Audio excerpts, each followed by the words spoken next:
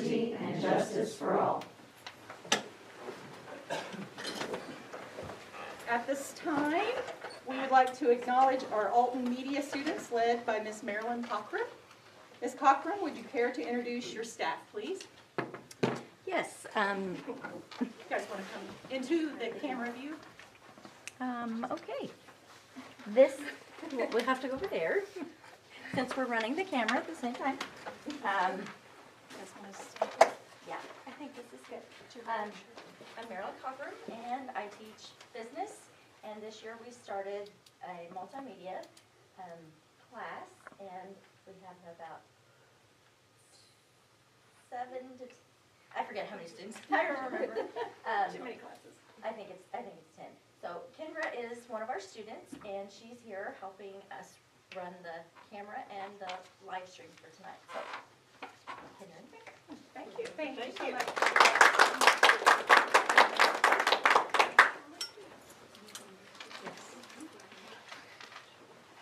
All right, the board has established a 15-minute time limit for the entire public comment period per policy BDDH-1. No individual will be permitted to speak more than once during the period. The board has established a 3-minute uniform time limit for each speaker. Only items from the posted agenda may be discussed. Is there anyone here that wants to speak?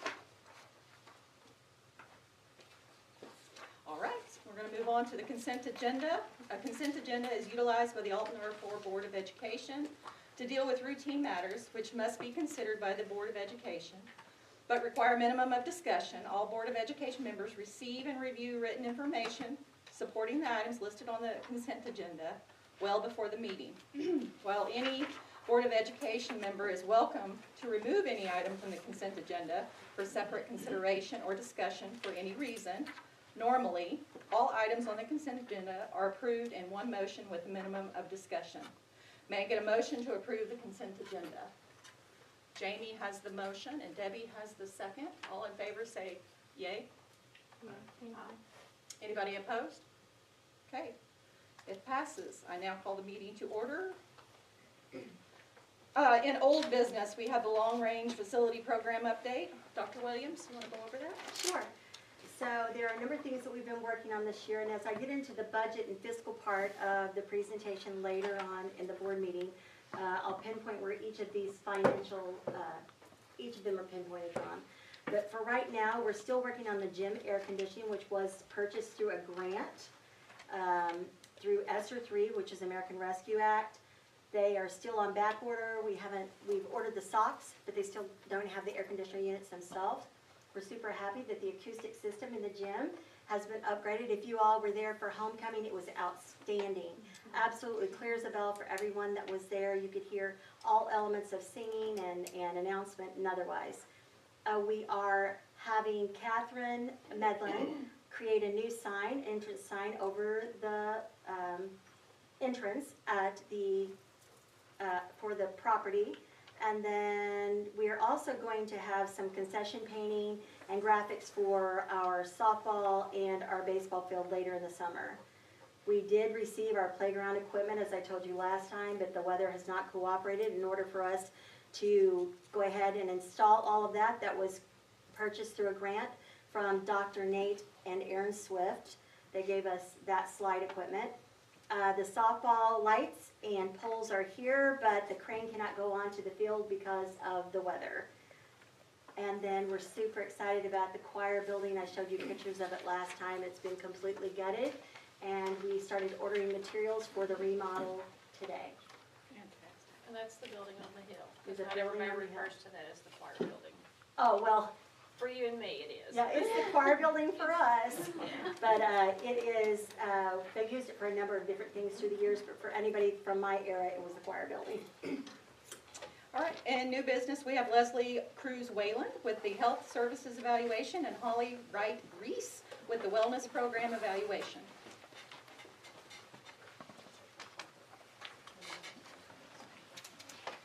All right, good evening. The first page you guys have there is the program evaluation reporting form. You guys have, that goal is still the same and the objectives are still the same. and if you'll flip over to that second page, we are still using the same data to evaluate the goals and objectives of the program. Do you guys have any questions on those goals or objectives? All right, the next page you have is another evaluation reporting form. Under the evaluation reports, I just wanted to mention on the third bullet there, I had put at the time health screenings were not complete. They are complete at this time. I finished those up at the beginning of this week when we came back. And on the sixth bullet there, my instructor license to teach first aid, CPR, and AED was renewed for January of 2023. Strengths of the program, just on the second bullet there, we still have 4 AEDs available for coaches and principals and teachers. They are trained in the use of that. We also have crisis kits. We have 6 of those. We have 1 in the elementary, 1 in the high school, 1 in the ag building, the superintendent's office, Mr. Staten's room in the junior high, and the concession stand at the softball field. And under changes made as a result of the evaluation, on the 4th bullet there, I check those AEDs every Monday morning to make sure that they are still working. Do you guys have any questions on that? All right, okay, so now to my next report. I'm not gonna go over all these, I'm just gonna touch briefly on a few of them. A few of them I have slides for. Just on number 2 there, I had reviewed and signed appropriate standing orders. Every year I have to get with Glenette Haney down at the clinic. She signs my yearly orders for you. So that is done for the year. Number 3, teachers are notified every year of health problems with students. On that, I send allergy lists to every grade level. So as those emergency forms come in at the very beginning of the year, I have to go through all of them and make lists for each grade, and those go out to those teachers so that they know it's not shared with the entire campus, it's just shared with people who need to know. On number 4 there, the health department requires that I send in a weekly communicable disease report. That's done every Monday morning. And then on number 6 there, the K-12 immunization report and the preschool immunization report were both submitted. This is where I go through all the shot records, pre-K through 12, to make sure that everyone is in compliance. And then I have to send in a report to the state that tells them how many are non-compliant, how many are compliant, how many have exemptions for religion and medical. And just to let you guys know, we have 613 total students. We have 1 student with a medical exemption and 24 with religious. Other than that, we are completely compliant. So we do pretty well with that. Okay, so your first slide up here, that's on health screenings. Health screenings include vision, hearing, and height and weight. These are done in elementary school. As you can see, I just wanted to kind of give you guys a breakdown on how many screenings I do during the school year. For preschool, there are 4 screenings per student. So this year that equaled 120 screenings. And then as you can see, going on down, kindergarten, 1st, 2nd, and 3rd, each individual student has to have 5 separate screenings. And I put those totals. 4th grade only has 1 screening, 5th grade has 2, so that total is 1,101 screenings. So that's why it takes me a while to get that done. So, and then after those are finished, I transcribe those all into the computer system under each individual student on what their results were. And then I also fill out a form to send home to every single parent to let them know how their child screened on each screen. On number 5 there, that'll be the next slide. Total referrals made this year were 37. 23 of those were vision referrals, 14 were hearing referrals. I do not send a referral home until I've screened a child twice, just to make sure. So that's how many were sent home, and then the parents usually let me know whether they're going to take their child for more in-depth screening.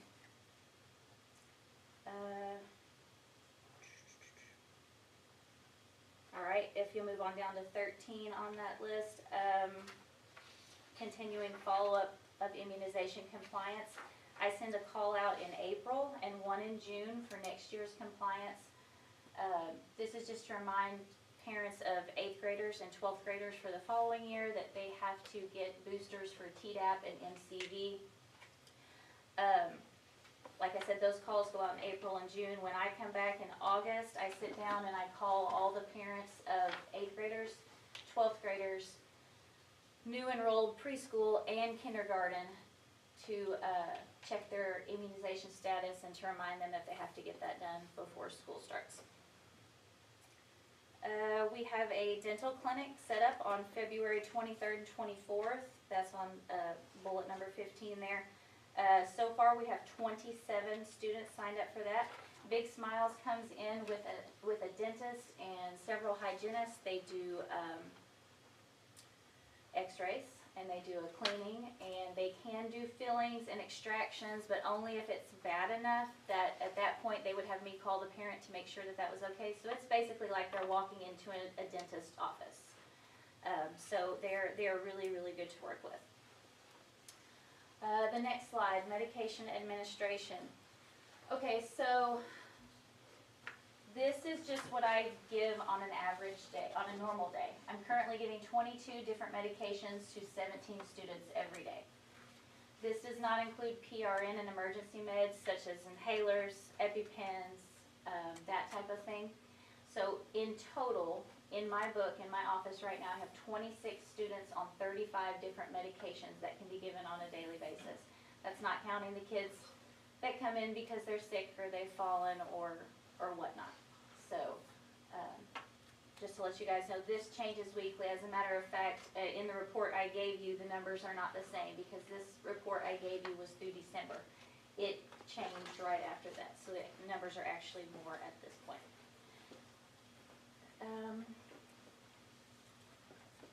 Okay, on number 21, that'll be the next slide.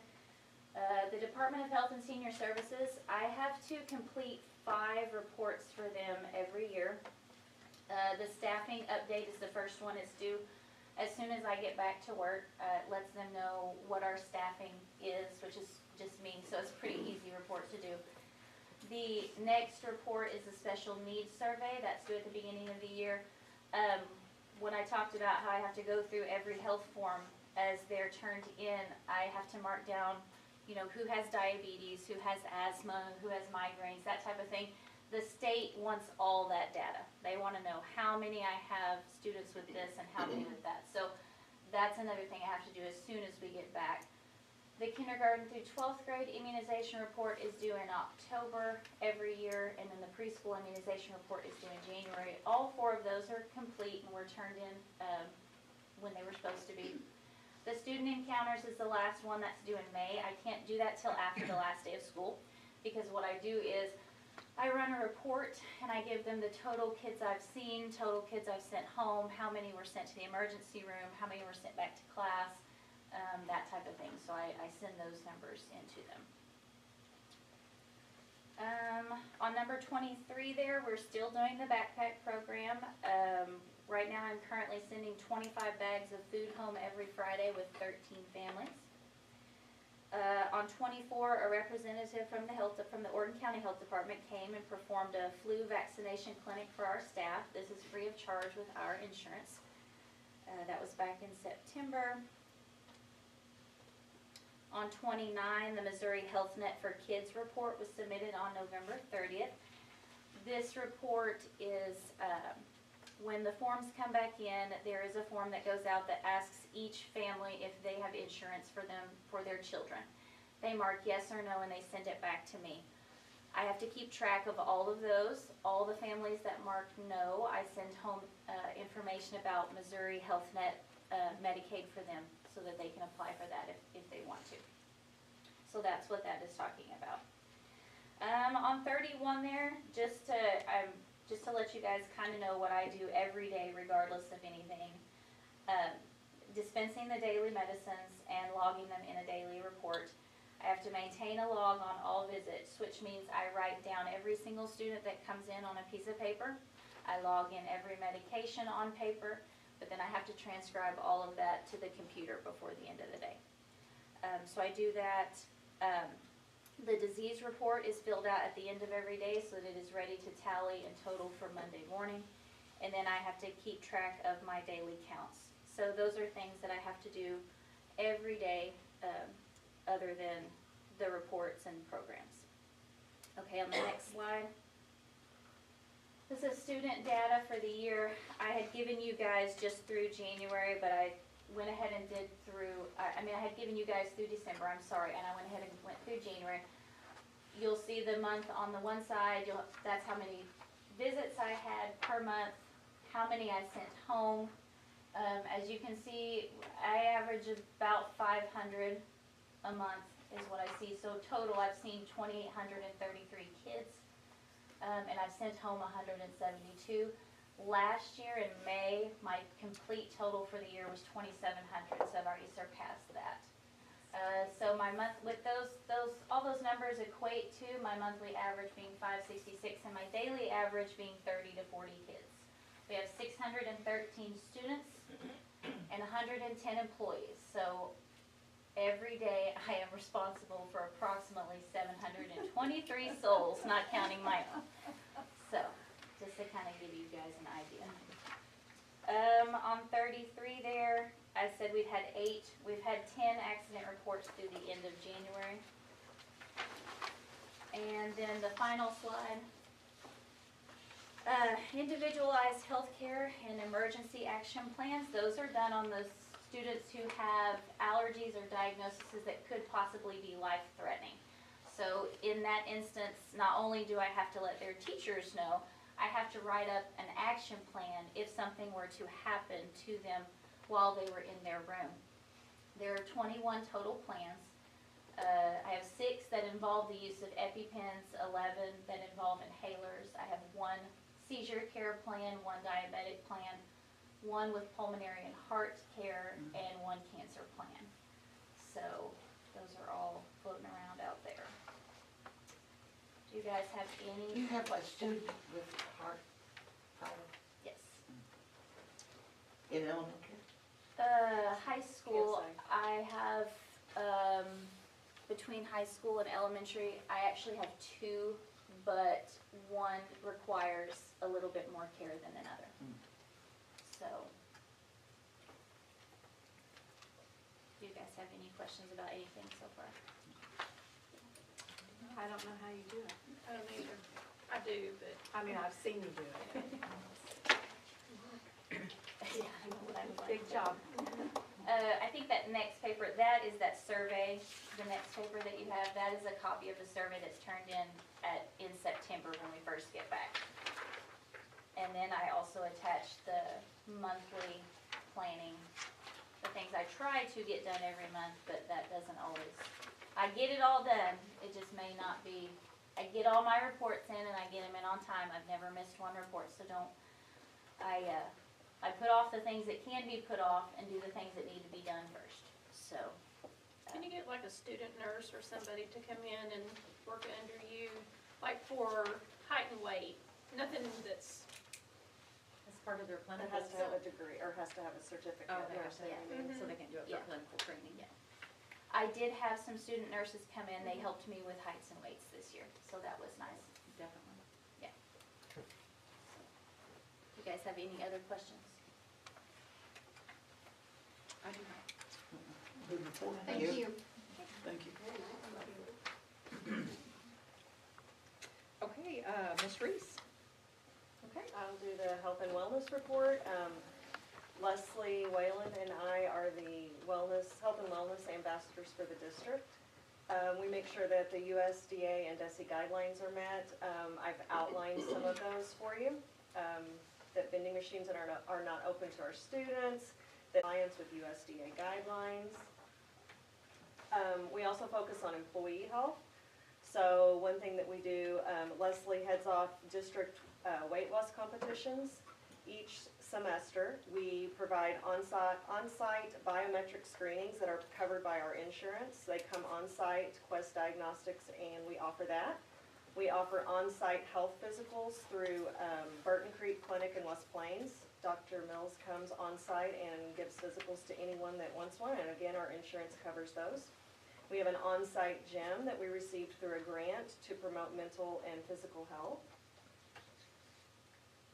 Yeah, there have been my last one. I think it was. So that was pretty short and sweet. Do you guys have any questions on what we do as far as that side of it? I do not. So we need to go, she needs to do the test security guidelines update. Okay. And then we'll approve all of those at one time. Yes. Yes. So you have in your packet, I don't have anything to put up there at the, as a slide. No visuals. I have showed this to you in the past. This is the security agreement that I have all of the teachers, paras, anyone that is administering a test, they have to sign this security agreement. DESE has put out some more rigorous guidelines than what we had before. I had, I think, a 2-page document.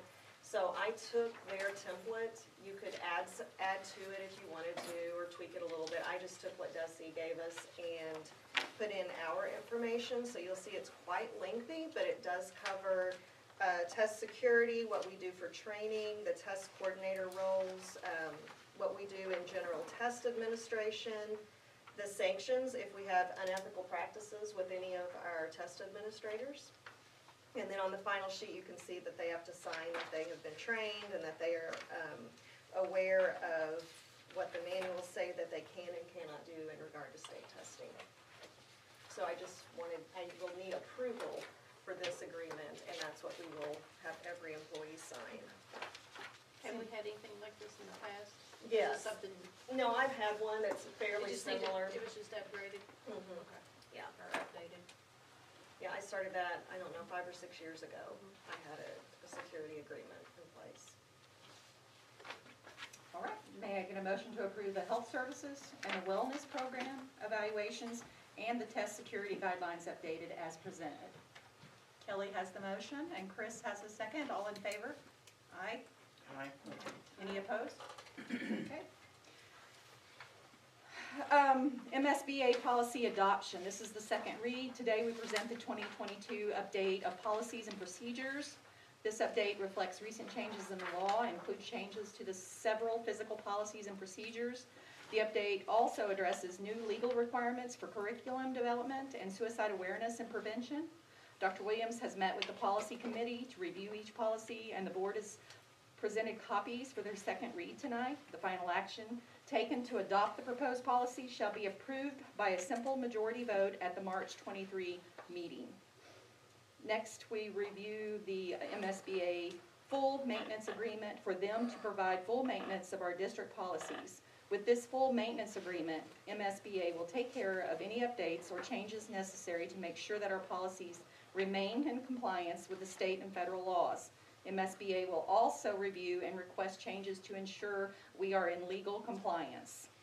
May I get a motion to approve the MSBA full maintenance agreement for the 2023-2024 school year? All right, Jamie has the motion and Debbie has the second. All in favor? Aye. Okay. There's a form for you to sign there. Okay, I will make sure I get that. Dr. Williams will now present the January 2023 budget update and present specific items from the Comprehensive School Improvement Plan, which was submitted to and approved by DESE. So the update for today is for the closing month of January 2023. I'll be going a little more in depth this month regarding school finance and the derivative of each fund, how we are funding each one of the things we purchase. I'll also explain the grant process and the requirement for governmental grant spending. Holly? Holly? Oh. That one. Okay.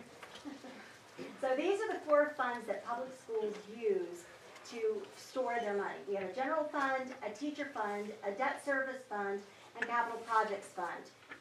Ne'er shall you play with funds in other fund areas. So Missouri Public School funding most generally focuses on these areas, and the Alton R-4 school district currently has no debt service plan. We have no debt whatsoever. We haven't borrowed any money. So in our debt service fund, we have 0, 0, 0, 0, 0. Chapters, Missouri Revised Statute 165.011 outlines the revenue expenditures that are allowed in each of these 4 funds. The General Incidental Fund is used to account all financial resources except those required to be accounted for in another fund. This fund accounts for transactions involving local taxes, foundation program payments such as basic formula, transportation, early childhood SPED, career ladder, educational screening, entitlement, PAT, and vocational at-risk, along with various other transactions associated with federal programs. So let's look at the teacher fund next. The teacher fund is a very special fund. We have put lots and lots of grant money in the teacher fund this year for a specific reason. It cannot be used anywhere else. You can only use it in the teacher fund. You may not spend it anywhere else. The special revenue teachers fund is used to account for revenue sources legally restricted to expenditures for the purpose of teacher salaries and benefits and tuition payments to other school districts. Okay, now let's look at the capital projects fund. The capital projects fund is used to account for all facility acquisition, construction, lease purchase, principal and interest payments, and other capital outlay expenditures. Expenditures for ordinary repairs to school property will not be made from the capital projects fund, they'll be made from the general fund.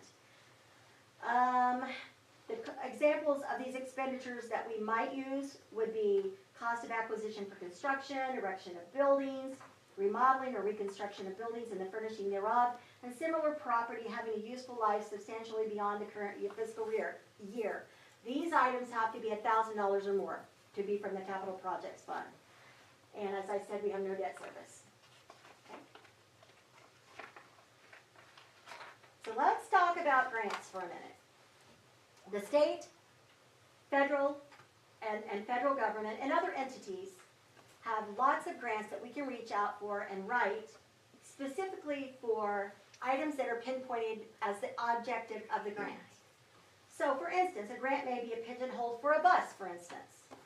I'd have to buy a bus with that. If we had a grant, which we wrote for a gym, which we did, we have to buy gym equipment for that. You can't use it for other expenditures. If you have money for a gymnasium, you cannot purchase books, you cannot purchase supplies, you have to create a gymnasium. The district has received several millions of dollars worth of grants this year, and I'm going to explain each one of them and what the money is to be spent for. To address recruitment efforts, this first one is Grow Your Own Grant. DESE made $10,000 grants available to school districts across Missouri who wrote for them and for Grow Your Own programs. I'm going to go ahead and point out Brittany, for example, is currently in college, and when Brittany graduates, and she's one of our own, she'll get $1,000 from the school district from our Grow Your Own grant. This year, for instance, Tiffany Orchard, Tiffany Cisco, and Jesse Richardson received $1,000 each from a Grow Your Own grant. So we spent $3,000 of the $10,000. I can't take the $7,000 that's left and buy anything else. I have to leave it there to spend on teacher Grow Your Own efforts, like Brittany. Okay? So let's go to the next one. This is a career ladder grant. There are only 140 schools in the state of Missouri who wrote a grant for a career ladder, and we're one of them, and we received it. From that, we are able to receive $115,200. From that $115,200, 2 teachers received $1,500, 6 teachers received the $3,000 level, and we have 33 teachers on the $5,000 level of the career ladder grant. So 60% is for salary supplement, and then the other 40% in related benefit costs come from our local revenue sources. The great thing is we already had career ladder, so when we took the state career ladder, we're actually spending less money of our local money by paying the 40% and allowing the state to pay the 60%. Okay? The teacher baseline salary grant. Yes, there is a lot of money out there. Yes, you can find a lot of money if you write a grant for it, right? So we received millions and millions of dollars this year in grant money. One of them is a teacher baseline salary grant. This year, we had 24 teachers who were not yet at the $38,000 level of teacher salary. The fiscal year 2023 budget includes $21.8 million from the state of Missouri, set aside and approved by Governor Mike Parson, recommended as a line item to improve existing salaries up to $38,000. Alton, Missouri has a $31,000 base. So there are many teachers that did not reach the $38,000 level, 24 to be exact.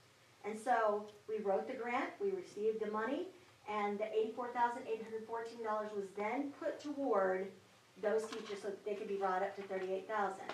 The remaining 30% in related benefit costs would come from local sources.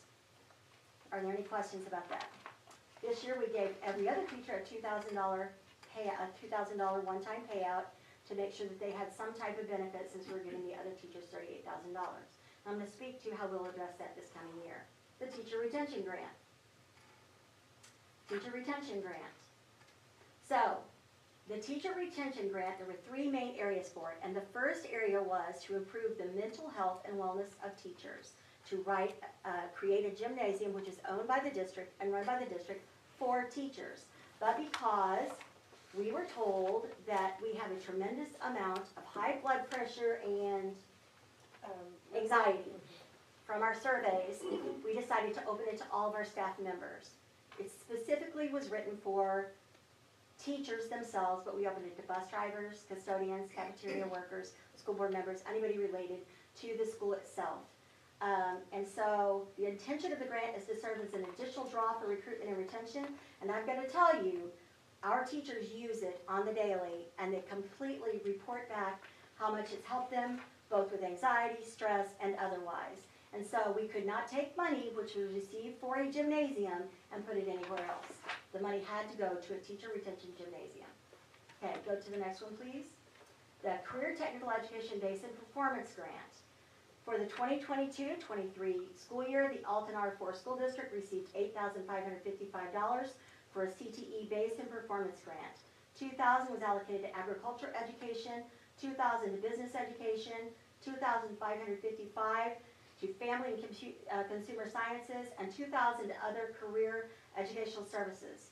The reintroduction of career and technical education to our area is so imperative, and I can tell you that when researching and looking at what our school used to be when we had career and technical services on site for our students, we had a tremendous amount more students participating and being placed after graduation. There have been years we've had 5 kids go to college, and we had 45 kids who didn't, and they had no place to go and no technical education unless they went to a technical school after high school. It is our intention to continue to write grants to advocate for introducing programs for the bulk of our students who are not being attended to now. So let's talk about the American Rescue Plan funds. Go there. ESSER. We are now on ESSER 3. ESSER 3 is an American Rescue Plan fund that was allocated to our school district. This year, I allocated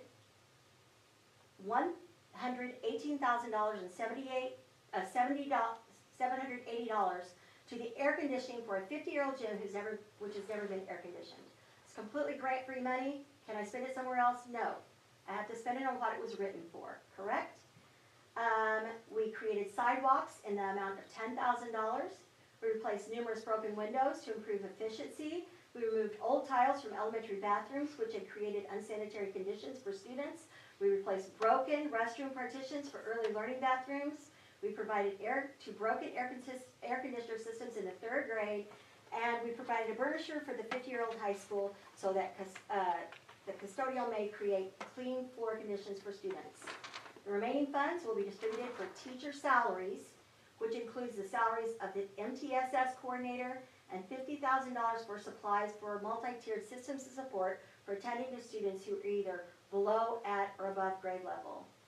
The budget amount updated per instructions of the April 2022 email, previously listed under support services, non-certified salaries, was moved to certified salaries. And so that money this year, $3.1 million, will be put in the teacher fund specifically as extra money to bring our teachers up to the $38,000 base. Not all at once, but gradually. Okay? The next screen, American Rescue Plan funds. We wrote a grant. Interestingly, buses used to cost 30 years ago with the same tax levy we have now, which has not been increased in over 30 years. We paid $40,000 for buses. This year, we're paying $150,242 per bus. I wrote a grant for 3 buses, $450,726 with a setup delivery modification. We'll receive $500,000 specifically to buy 3 new buses which will arrive the first week of August. We will remodel the elementary bathrooms, which we have not finished yet. And there are various other things. We'll hopefully get our air conditioning in as soon as the air conditioners arrive. Okay, so let's look at teacher salary. Overall, from the ESSER 3 grant, we received $3,902,728. We took $3,150,000.08 and put in the teacher fund. Okay, and I'm going to speak more about teacher funds, teacher raises, and those things in just a second. And I know it's late, and I hope I'm not boring you guys to death. I just tried to give you some specifics. Okay, let's look at the next slide, which is our Hal Oregon bill. And you know, I believe in complete transparency, every dime where it comes from, every dime where we're spending it, for the general public, our community, and everyone else to know how we're allocating our funds. So, this month, we had an electric bill of $16,200.13 for an average temperature of 39.41 degrees. That was in January. So I looked back and I found that we also had a similar bill 2 years ago at this time of year. And so I did what's called a chi-square statistical analysis to determine if there was a relationship between the temperature in January for those 2 months and the amount of money we spent. And there was a statistically significant difference between the January 21, there was not, and the January 23 temperature and prices. It showed that they were aligned and they were completely relative to the fact that the temperature was similar in those 2 months and 2 years apart. So last month I told you I didn't know why that all of a sudden, so I can do more in-depth analyses with whatever you want me to do regarding gas, electricity, temperatures, whatever you wish for me to do. And you talked about keeping the thermostat. We did keep this thermostat at 70. I'm still not sure that I believe that's a good idea. Yeah. But I will continue to track the trajectory of our payments for electricity and temperature and how we keep our temperature in each of our buildings. So we'll see. Okay? Next, I'm going to talk about our student enrollment. Our student enrollment for 93 days of session is 285 at the elementary, 326 at the junior high, for a total of 611. Leslie said 613, something like that, students, depending on which day of the week. Right, exactly, exactly. Okay. You're right. All right, student attendance. Our student attendance remains in the same realm as 21-22 school year, with the end of January and the 1st of February landing around 92% attendance across the district. Our average daily attendance remains very close, within 2 or 3 students from last year to this year. Okay, now let's look at our annual budget and our expenditures. And as you can see in the 2 pie charts, which present the budget analyses on the left and the expense analysis on the right, we see that they're almost in sync, with more spent from the capital and general funds than originally anticipated, because I came into a situation where we had many things that needed to be improved. And repaired. Yes, and repaired. Okay, let's talk about our fund cash balance by fund. So, school districts usually try to keep about 20% funds in their fund balance in order to be able to run the district for months after you might come into a crisis of some sort. Currently, we're at 153.37% fund balance, which is crazy, but the only reason we are is because of grants. And those monies have already been pinpointed to be spent in specific areas, and so you don't go out and say, oh, we have 153% fund balance, just go spend it on something. You can't.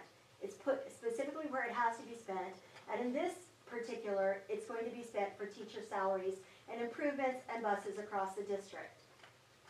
Okay? It costs, our projected end-of-year expenditures for teacher salaries this year will be $4,224,696.98. Currently, we've spent $1,795,000 about for those. Now, I want you to be clear on one thing. Just because I put $3.1 million extra dollars in the teacher fund, that's not where this money came from. This money comes from different areas. Rather than that, this is additional on top of our normal expenditures for teacher salaries. That's why we're going to be able to give teachers a salary raise, I'm hopeful. And I actually did do a longitudinal study of how long we could do that, and I'll speak to you about that in a minute. Okay?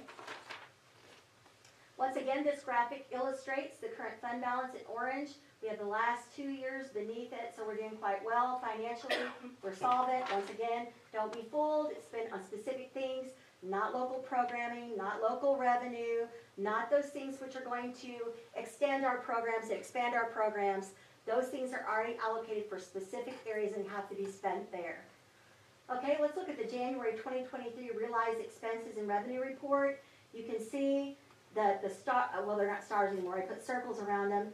That we have a rather large revenue, but it's all grant money. I mean, it's not all grant money, but mostly grant money.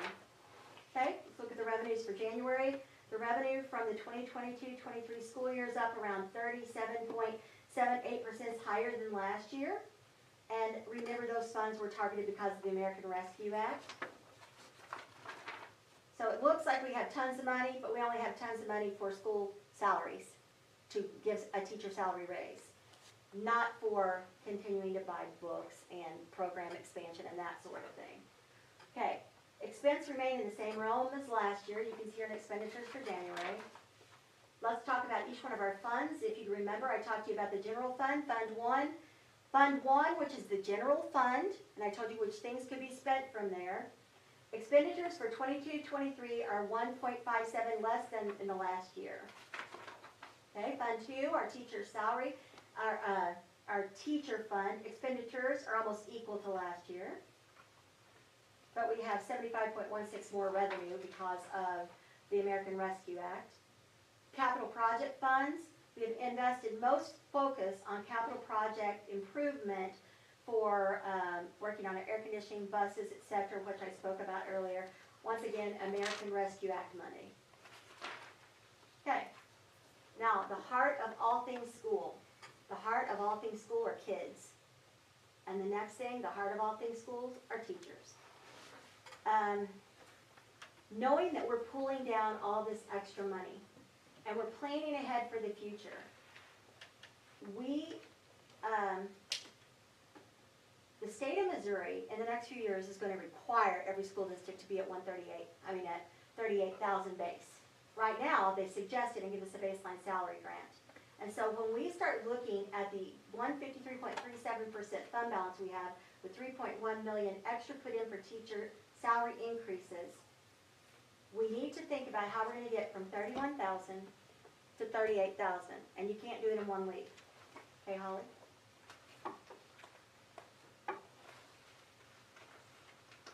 We have to look at our school overall. Our school overall, the focus is children and teacher quality. Because if we want to increase our academics, which have not been good, our academics, I've said this over and over, the last few years with COVID and our state averages are not where we wish for them to be. So we put everything this year in an effort to improve academics. And with that, we're going to improve the opportunity for our students, our tech students, our students who are going into agriculture, our students who are going to the military, all kids, not just college-bound kids, to have an opportunity to be successful in life. Whether we openly acknowledge the topic or not, educational reform is at the forefront of education. And in the coming years, the coming weeks, Representative Brad Pollitt of Missouri has moved forward and will most likely be voted on his bill in the coming days, and that bill is for open enrollment. Now, we no longer can sit by and say, it really doesn't matter, we just need to sit on our accolades.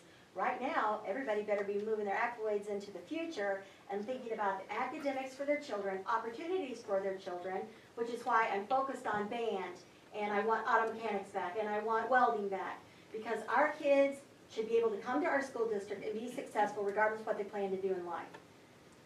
We must ready ourselves for open enrollment, and even though I'm not a fan in our district, or come to our district, is high quality instruction and programs. So let's look at the teacher salary schedule. Right now we're on $31,000. Last year we spent extra $84,000 to $86,000 to give those teachers a $2,000 bump that were not getting the $38,000. By giving all teachers, all steps, a $3,000 raise, with the number of teachers we have, we're looking at around $164,000 a year, which is only $80,000 more than we were giving them in a bonus anyway. And we have $3.1 million sitting there to draw from the coming years. I figured it'd take 15.5 years to even get near to using all that money if we slowly raise the teacher salary to $3,000 more this year, and perhaps we'll have the money to do it again next year to bring our teachers up to $38,000. The State Board of Education assembled a blue ribbon committee, which Mary Scrogg from Thayer is on that committee, and they found that we're so far below other states in teacher salary that we have to, and then it just recently came out in this last week or so, that they intend to make it permanent at the $38,000, and eventually we'll get rid of the teacher baseline salary grant. So can you go to the next one, Holly? If you want experienced teachers to stay here when we have open enrollment, and you want quality teachers to come here, you have to give them support. You have to give them moral support, you have to give them academic support, you have to give them financial support. So I am asking of the Board of Education to give all of our teachers the opportunity to move forward in receiving more monies in the coming years and to feel valued so that we're not struggling at the end trying to get from 31 to 38,000. For that reason, I propose you adopt the salary scale that I've given to you, Madam President.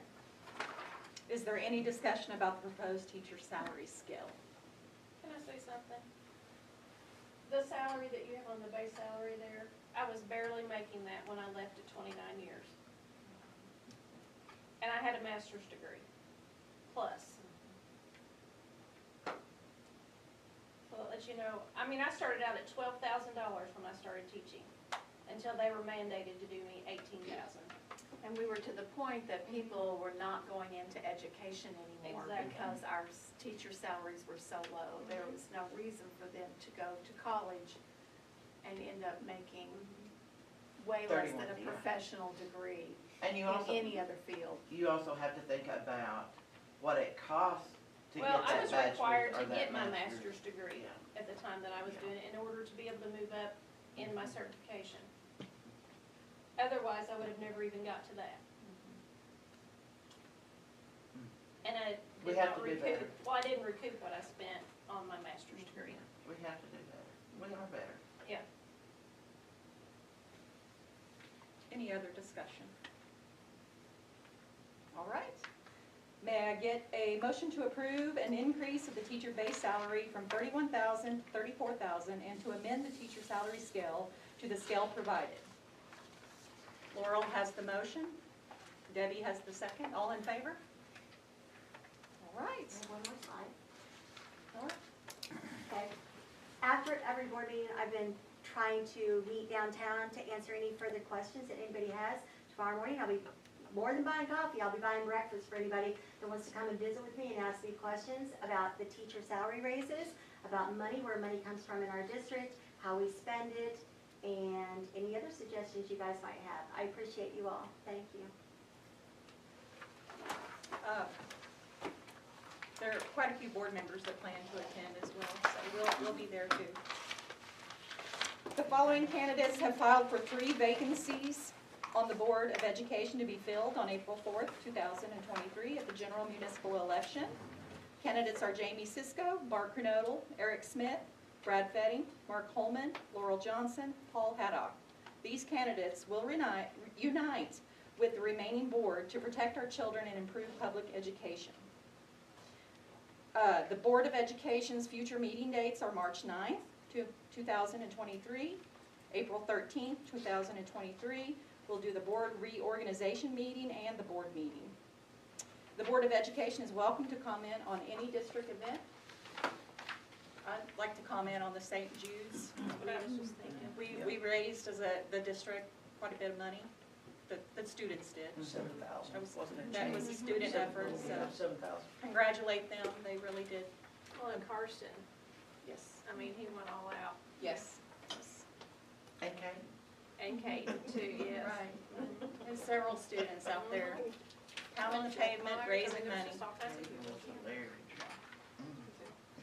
I like to listen to them on the radio though, come in and present their money. They're always proud, but then they're also kind of,